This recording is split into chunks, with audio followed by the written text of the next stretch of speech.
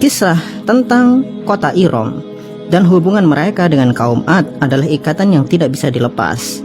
Iram adalah salah satu kota legendaris yang kemegahannya tidak bisa dibandingkan dengan bangunan apapun di bumi ini.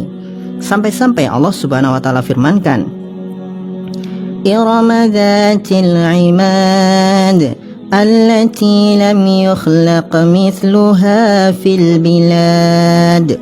Dan Iram yang mempunyai tiang-tiang tinggi yang tidak pernah dibuat seperti itu di negeri manapun. Hebat sekali Iram ini, bahkan dicap oleh Allah Subhanahu wa taala tidak pernah dibuat seperti itu di negeri manapun. Artinya, bahkan kemegahan Burj Khalifa sekalipun tidak sebanding jika dibandingkan dengan Iram. Iram dibangun oleh Shaddad bin Ad bin Aus bin Aram bin Syam bin Nuh alaihissalam. Dulu Ad, ayahnya Shaddad, adalah raja yang hebat, tetapi sayang dia penyembah bulan.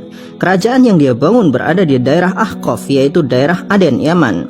Dulu mereka adalah peradaban paling modern dengan manusia-manusia berotak cerdas dan berfisik layaknya manusia super.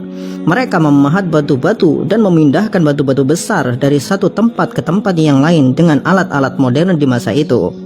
Yang mungkin rancangan-rancangan alat-alat yang pernah mereka buat tidak akan bisa dibuat oleh manusia hari ini.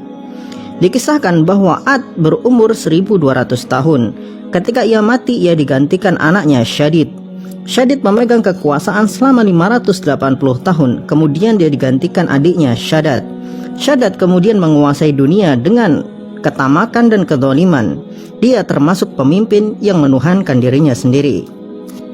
Suatu hari, Shaddad mendengar kisah bahwa Tuhan mempunyai surga yang mengalir di bawahnya sungai-sungai. Bangunan-bangunan di dalam surga terbuat dari emas dan perak. Bebatuan surga adalah batu permata dan mutiara. Tanahnya wangi kasturi serta diisi dengan bidadari-bidadari cantik yang menawan hati. Segala fasilitas terbaik dan kenikmatan tertinggi ada di dalam surga. Maka timbullah sebuah niat di hati seorang Shaddad untuk membuat tiruan surga di bumi dengan spesifikasi seperti surga milik Tuhan di atas langit sana.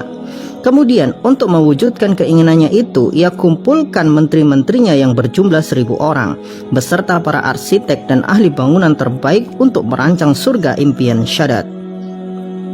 Maka bergeraklah semua arsitek dan ahli bangunan mencari tanah yang tepat untuk membuat surga impian itu. Selama 10 tahun lamanya mereka mencari. Pada akhirnya mereka menemukan tempat yang tepat di daerah Aden, Yaman. Di sana ada sungai-sungai yang tidak terlalu besar juga tidak terlalu kecil, dan tanahnya sangat subur. Maka dimulailah proyek pembangunan surga dengan melibatkan para arsitek dan ahli bangunan dari penjuru dunia. Kala itu untuk memenuhi kebutuhan emas dan perak sebagai lapisan bangunan supaya benar-benar mirip dengan surga milik Tuhan di atas langit sana, maka Shaddad memerintahkan prajuritnya untuk mengumpulkan semua emas dan perak serta batu-batu permata dan mutiara dari setiap orang yang ada di bumi ini. Siapapun yang melawan harus dibunuh. Inilah obsesi paling gila yang pernah dimiliki oleh manusia. Pada akhirnya kota surga itu selesai dikerjakan dan hampir memakan waktu 1 abad lamanya. Bangunan yang terbuat dari batu berlapis emas dan perak berjejer-jejer di kota itu. Sungai-sungai yang diatur sedemikian rupa sehingga sangat indah dihiasi dengan bunga-bunga berwarna-warni.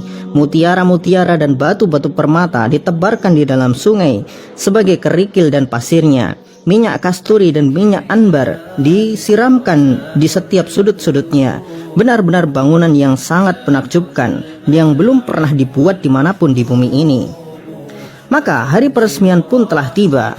Shaddad mengumpulkan orang-orang hebat kerajaannya serta manusia-manusia di luar kerajaannya untuk menyaksikan surga buatannya yang paling megah dan paling hebat di bumi. Sebagai pelengkap, Shaddad menyiapkan gadis-gadis muda dan masih perawan untuk dijadikan pelayan-pelayan di surga layaknya bidadari-bidadari surga. Gadis-gadis perawan itu didandani secantik mungkin dan berbaris rapi untuk acara peresmian sekaligus perayaan karena surga telah dibuat di bumi. Maka berjalanlah iringan-iringan itu menuju surga yang telah dibuat oleh Shaddad. Ketika iringan-iringan itu telah sampai di depan gerbang surga, Allah Subhanahu wa taala kirimkan malaikat untuk mengazab mereka. Ketika malaikat itu berteriak dengan satu teriakan, maka matilah semua orang di sana tanpa terkecuali. Kemudian Allah Subhanahu wa Ta'ala kirimkan badai pasir untuk membenamkan mereka semua, serta bangunan itu di dalam tanah. Maka berakhirlah sudah kesombongan seorang Shaddad bin Ad.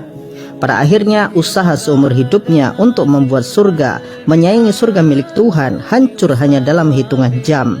Wallahu a'lam bishawab. Tapi nanti dulu, agar supaya manusia-manusia berotak sungsang tidak bilang ini adalah dongeng, kita sampaikan bahwa kota Iram ini telah ditemukan, dan penemuan ini berkat petunjuk dari Al-Quran. Di dalam Al-Quran, kota Iram, tempat di mana kaum Ad tinggal, di daerah Ahqaf.